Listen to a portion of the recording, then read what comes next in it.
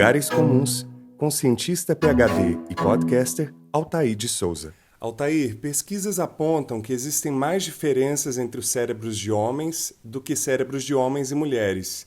Inclusive, no episódio 23 do podcast Naruhodô, que você tem junto com Ken Fujioka, nosso convidado do episódio 24, vocês falam sobre isso. O que a ciência diz hoje sobre a real diferença entre os cérebros masculinos e femininos? Existe realmente um essencialismo do que é ser homem e do que é ser mulher? Obrigado pelo convite, antes de mais nada. Sobre cérebros de homens e mulheres, uma coisa muito importante que não é tratada na mídia em geral é o que é ser homem e mulher, né? Existe uma discussão muito grande agora sobre o papel de gênero, a identidade de gênero e tudo mais, e uma grande confusão, na verdade. Então, assim, quando você fala existe diferenças entre cérebros de homens e mulheres, você tem que definir qual nível de análise você está falando. Tá? Eu vou tratar aqui na explicação do nível de análise baseado na causa material biológica apenas. Então, eu não vou falar de gênero, eu vou falar de sexo. Tá? Isso é muito importante para evitar certos tipos de generalização que podem levar a discursos, por exemplo, transfóbicos. Assim. A gente até tem um episódio no podcast Naruhodô, né, sobre por que pessoas se tornam transgêneros ou são transgêneros, enfim. Existe assim, um mecanismo de causa material, existe um mecanismo genético relacionado, mas ele é causa necessária, mas não suficiente para o desenvolvimento do gênero em si. Isso é interessante, porque na biologia do século XIX, desde o século XIX existe isso, existe um conceito de um biólogo chamado Conrad Waddington, que é chamado creodo. O creodo é o seguinte, quando você é só um óvulo fecundado, né, no início, quando você está ali nas primeiras fases do desenvolvimento embrionário, né, então mórula, blástula e tal, você já tem genes, existe toda uma programação genética para o desenvolvimento daquele feto, só que esse desenvolvimento está ainda potencial. Então, por exemplo, vamos imaginar que eu tenho um gene alterado para desenvolver uma doença genética. Só que eu ainda estou no óvulo, eu ainda sou um óvulo fecundado, eu ainda estou nos primeiros instantes da geração da vida. Esse gene alterado ainda não é a doença, ele é potencialmente, ele existe um creodo. Então, os genes, na verdade, eles geram uma redução de probabilidades de diferentes desenvolvimentos do corpo, né? Ou de funções, ou de estruturas, né, do corpo. Então, assim, quando você olha um feto, ele é basicamente um creodo. Ele é uma soma de potencialidades.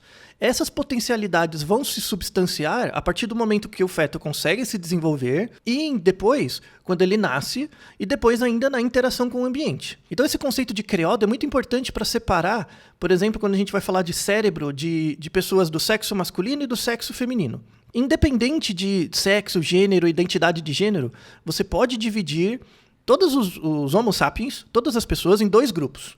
As pessoas que são capazes de gerar filhos, de se reproduzir, e as que não são. Biologicamente, você pode separar todos os indivíduos, independente do que o indivíduo sabe sobre ele mesmo ou conhece sobre ele mesmo, em indivíduos que são capazes de se reproduzir e outros não. Essa característica biológica determina uma série de pressões seletivas, uma série de creodos. Mesmo que você tenha identificação com o sexo feminino, ou identificação com o gênero feminino, né? Mas você está dentro de um corpo de um homem, né? Nasceu no corpo de um homem, por exemplo, existe um creodo genético para uma identificação de gênero, mas existe também uma materialidade, uma causa material para outro. Então isso gera um conflito. Por isso que esse conflito ele acontece populacionalmente numa menor parte dos casos.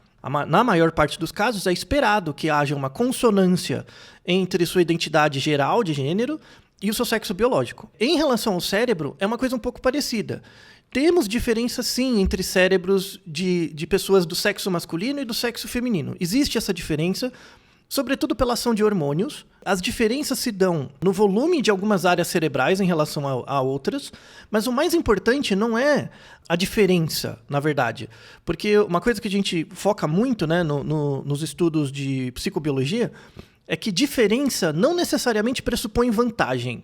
Por exemplo, eu posso ter uma causa material genética para ser mais alto. Eu ser mais alto que outra pessoa, a rigor, é uma diferença, mas não pressupõe uma vantagem, a rigor. Eu posso ser mais alto, isso me possibilita fazer algumas coisas que pessoas mais baixas não conseguem, mas vice-versa. Os mais baixos também conseguem. Então, não necessariamente é uma vantagem. As pessoas focam muito na existência de diferenças para justificar vantagens que, na verdade, não são por causa dessas diferenças. Temos diferenças, sim, entre os cérebros de homens e mulheres em algumas áreas, na verdade, no que diz respeito a volume de algumas áreas, mas isso é resultante da ação de hormônios, principalmente durante o desenvolvimento embrionário e também durante a puberdade, né? A partir dos 11, 12, 13, 14 anos. Isso gera diferenças, isso mostra que existem pressões seletivas diferenciais para as estratégias reprodutivas de pessoas do sexo masculino e feminino. Quando essas potencialidades, esses creodos se dão no ambiente social, com certeza acontecerem diferenças. Coisas que potencialmente, por causa material, você tem uma maior predisposição para desenvolver, ou não desenvolver, por conta da interação no ambiente, você pode mudar essas probabilidades de desenvolvimento ou não. A grande discussão por trás dessa fala, na verdade, se existe realmente um essencialismo, assim, o essencialismo ele não nasce na genética, ele nasce na interação entre o creodo biológico e o meio social. O próprio fato de você perguntar se uma certa coisa é biológica ou cultural já mostra uma falsa dicotomia, e é por isso que você não consegue enxergar o essencialismo. O essencialismo ele nasce numa probabilidade. O essencialismo que temos de essencial mesmo, a existência de probabilidades para o desenvolvimento de certas competências na junção dos creodos biológicos e dos meios sociais determinados por um certo contexto histórico. Então isso é muito importante. Então as grandes mensagens o que existe de essencial nas pessoas são as suas potencialidades, que depois no meio social vão se tornar probabilidades, e diferenças não pressupõem vantagens. Isso é uma grande mensagem que vocês têm que levar para vocês.